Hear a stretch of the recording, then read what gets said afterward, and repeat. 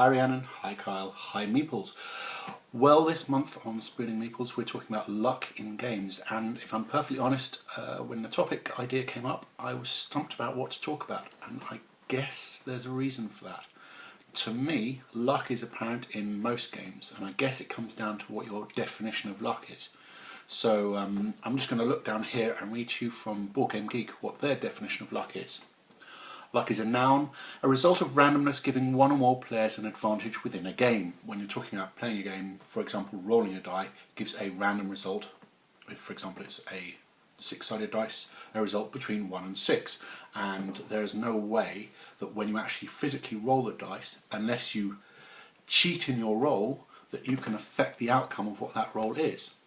Now, there can be some luck mitigation where after you've made the roll you can maybe add a number to predefined number to your dice roll in order to increase or decrease what you roll.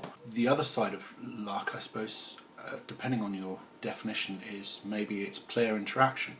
As a very, very wide generalization, thematic games tend to be more luck based because these are games which have more dice in them, so you're rolling dice, you're getting a random number, you're generating something random, or you're drawing a card, and depending on how the deck has been shuffled, how well it's been shuffled, you're again drawing a random card. So the degree of luck, based on the definition of a result of randomness, means that thematic games tend to be more luck based. However, as this bleed of thematic and Euro games intertwined, you've got this more fluid definition, because Euro games where you roll dice, for example, then you allocate the dice, can also be mitigated.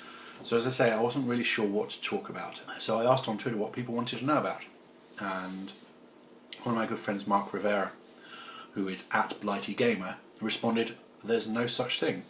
Every individual is allowed their own meaning on such things."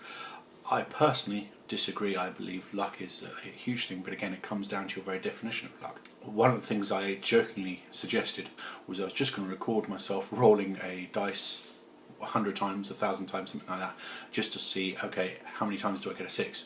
Anyway, I decided not to do that. So the other thing, I suppose, is there, if you don't believe in luck, is it because you believe there is a divine intervention, maybe? So for example, you're playing a game and you are required to win the game to roll a 6 or a 5 on a dice, and you roll it. Now, if you roll a 1, 2, 3 or 4, that could be considered bad luck, especially if you roll a 1 and it has a negative consequence. If you roll a 5 or a 6 and win the game, you've rolled the 5 and a 6, well done, that degree of randomness has fallen to your favour. Is it lucky? There was a 2 in 6 chance that you rolled the right number. And when you're talking about chance, I think you have to talk about luck. However, some people of a very strong belief might disagree and say, well, it was divine intervention that made me, or it was destiny that made me roll the dice. If you don't believe in luck, or if you say there's no such thing as luck, shall we say, what is it that you do believe in? What is it that happens when you roll the number that you need, when the chance of rolling that number is, let's say, 1 in 6, when you roll that number that you require and it happens, is it destiny, is it fate, is it faith, is it luck? How would you describe it? Maybe it's all about creating your own luck. Let me show you with some examples of a couple of games. So when I was researching luck in games, the first game that came up was when I was trying to define the word luck. I obviously went to Wikipedia. One thing they mentioned was games which have no luck, and the game that they mentioned, of course, was chess. Now in chess, every player knows what the piece can do to move. It's the same for both players. So in a game of randomness, there is no luck within chess.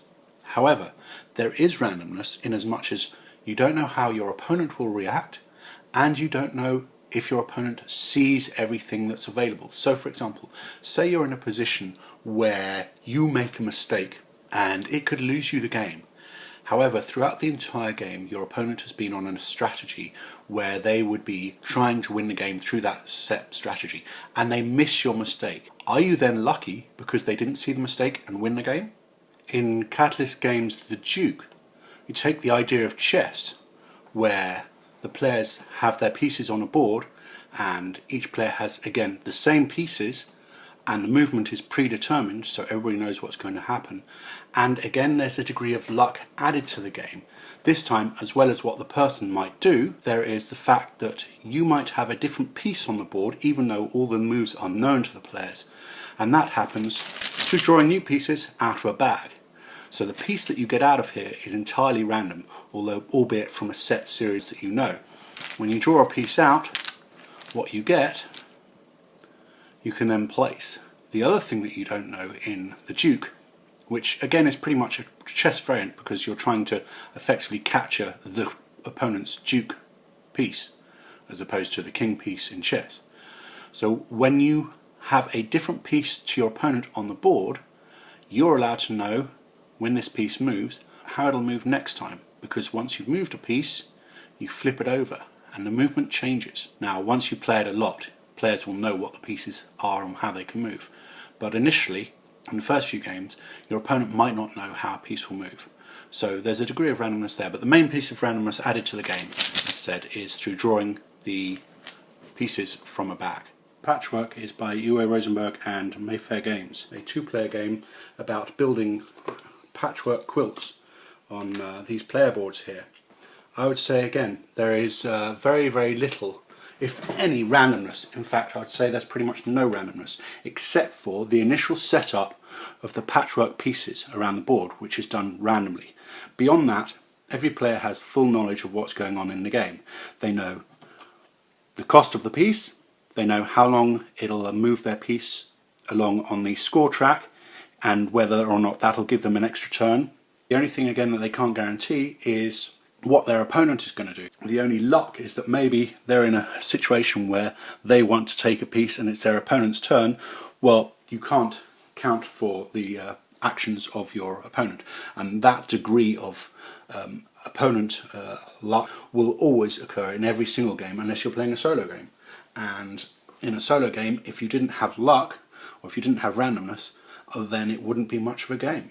Both players know that when you move, you can move 1, 2 or 3 spaces. So because you know that, you can predetermine to a degree roughly where the pawn is going to end up, so what might be available to you next turn. The fact that you also know whether it's going to be your turn next or your opponent's turn next based on the time movement of the score track here. In this case, the green player will go next. It's the person who's in last place who always takes their turn. You can work out a degree of strategy to how you want to play the game. So that's Patchwork. So in Matt Leacock and Seaman Games' Pandemic the Cure, this is probably one of the most randomized games I've come across. It's a cooperative game. The randomization within Pandemic the Cure starts when you're randomly dealt a character card at the beginning of the game, and each character card has a different statistics on the dice that they roll. They get their own die, which means each turn they're going to be rolling for random die results. On top of that, when you set up the game, you'll have rolled dice onto the board randomly to determine the current infection rate, and you've dealt 3 cards from a deck of cards randomly. On a player's turn, you roll the die and decide what you're going to do, and Yahtzee style you continue rolling the die until you have the results you wanted. So once you've rolled your die and you know what you're going to be doing, you can choose how to react. So for example, I could syringe that one up and then I could bottle it. And this one could go here, so at some point I could use one of these cards by spending the token, spend the dice according to the tokens here. But regardless, at the end of your turn, you're going to be rolling more die and placing them on the board based on the infection rate shown here, where the current infection level is shown. So 3, 3, 3, 4, 4, 5, 5. As the virus is spread, it gets tougher and tougher. You have to roll more and more die, and infections continue to spread, because once you have 3 of the same colour in one of these locations, it'll then spread to the next location. If those were 6s, the next time I rolled a 6, it would spread onto the 1 over here. Every time you roll the infection symbol here, this moves on 1. Every time it crosses one of these lines here, an outbreak occurs, moving the outbreak token here, and any die left in the centre here that haven't been sucked up will get put back into the bag to be re-rolled later. There's loads and loads of randomness in Pandemic Cure, and as a cooperative game, highly recommended. Stefan Feld and Ravensburger's The Castles of Burgundy is an example of what I mentioned at the beginning of the recording about a Euro-style game which uses dice and therefore has a degree of randomness. So when you're rolling your die, depending on the results you have, you can do anything you like based on the 4 actions down the side here. But the actions that you might be available to you might be somewhat restricted.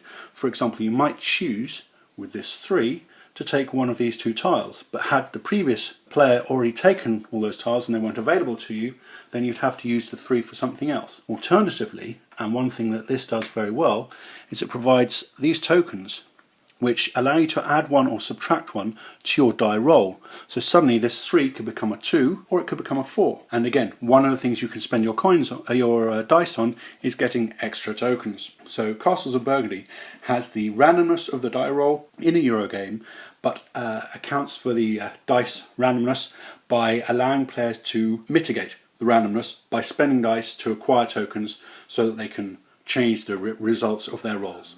As well as posting on the general topic of luck, I've got a question again, and this question is to do with luck, but it's kind of taking that luck and asking about how you try to mitigate luck.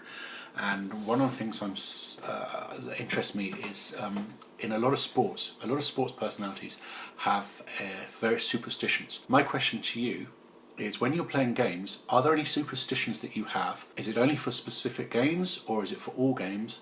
What is it? What do you do? I've been trying to think if I have any superstitions, and I don't really think that I do, apart from maybe the way I set up certain games.